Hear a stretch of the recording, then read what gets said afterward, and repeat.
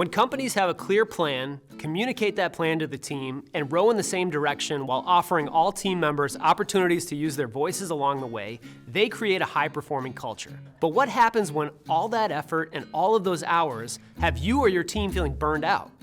Here are 6 ways to avoid getting burned out, whether you're a business owner, leader, or team member. Number 1, refocus on your biggest priorities. If you're feeling burned out, you might be trying to do everything all of the time. When you're buried in tasks, emails, meetings, and requests, you might sometimes get to Friday and feel like you haven't accomplished anything at all. If you find yourself feeling like this, refocus and recommit to your biggest priorities. I know what you might be thinking, easier said than done. But there's a concept that can help with this. It's called the jar of life. It's from Stephen Covey in the 7 Habits of Highly Effective People. Imagine an empty jar represents all of the time you have, and everything you have to accomplish is either a rock, a pebble, or sand.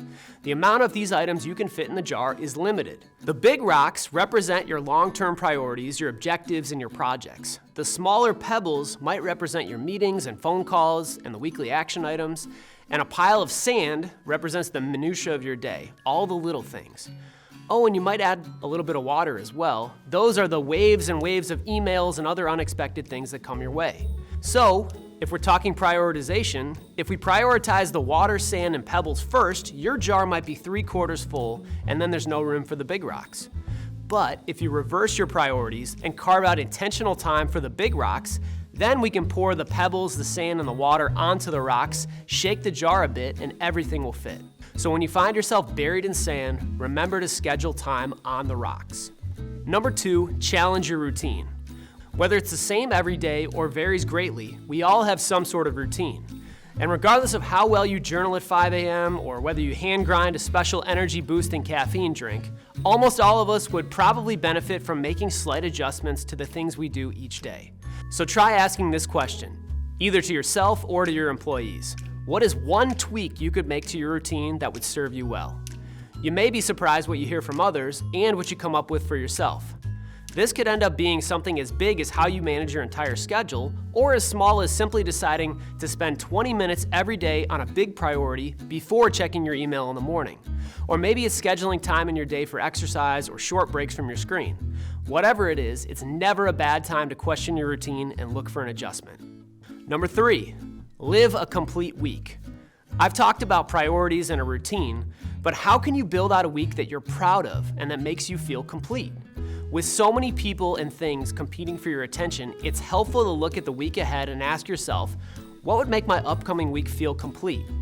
This can be as easy as writing down your personal and professional objectives, just simple bulleted list of things you want to accomplish throughout the week.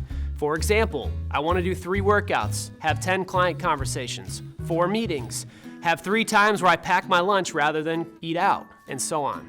And when you have your list drafted, you can then fit hours or activities into your daily boxes.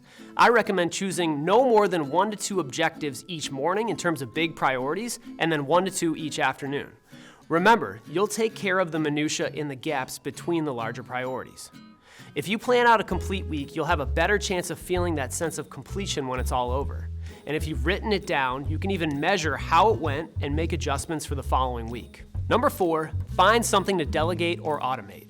If you're a business owner, you're likely doing a lot of things yourself. If you're a manager, employee, or even an intern, you're probably busy too. And if you feel close to burnout, now's the time to take 5 minutes and list every task you currently complete in a given week. Then circle any task that either isn't part of your job description, doesn't qualify as a high-value activity, or could be done in an easier way. Look at all your circled tasks and think about what it would take to get that task off your plate completely. You may have employees or coworkers right now who are better suited for it. You might even have a team member excited to step up and take on that responsibility. So, have that conversation, set yourself a deadline for when you'll transition full ownership of the tasks to them. Sometimes delegating isn't an option right now. If that's the case, create a longer-term plan to rid yourself of a few of those tasks, and maybe even the next hire you make assumes that responsibility. And even if that's not in the cards, think about whether there's a software, a CRM, or an app that can do some or all of the tasks for you. It's amazing what can be automated. So check with your IT director or software developer, or even send a message to a software representative to ask the question and get the ball rolling. Number 5 is stack a new habit. In the book Atomic Habits, author James Clear shares the concept of identifying a habit that you already have and stacking one small thing directly before, after, or even during that current habit. It's much easier said than done to simply say, add more activities to your current plate, but that's where the stacking habits comes in. For example, most of us eat lunch every day. If you wanted to get in the habit of talking to more clients, prospects, or even employees on a regular basis, you could say to yourself, every day when I'm ready to eat lunch, I will first make one phone call. Then in the time it takes to pick up your lunch or heat it up in the microwave, you've just added 5 meaningful calls to your week. How many times have you heard, I should do a better job of keeping in touch with clients, employees, or referral sources? Well, now you can, and all you had to do is stack a new habit on top of a current one. And finally, number 6, carve out downtime. If this seems too simple to be helpful, you're preaching to the choir. Carving out downtime during the workday or even before or after work is one of those activities that I believe qualifies as simple but not easy. Some people rarely leave their desk during the day, even to eat lunch. Others might roll their eyes at the thought of taking a walk outside during work hours. Yet these are the same people that often feel close to burnout. So I highly recommend scheduling non-negotiable time to recharge your batteries. Whether you use it to simply move your body, to get fresh air, to take deep breaths, or to reset your focus, downtime is critical for all of us. If you feel stagnant, unproductive, low on creativity, or low on energy, schedule yourself a break and disconnect from technology. No screens, no phone, just you and your imagination. Overall, the feeling of burnout is not unusual, but more importantly, it's not something you just have to live with.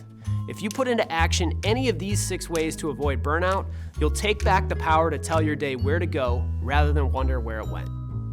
For more tips to help your business grow, visit ffl.net/business-boost.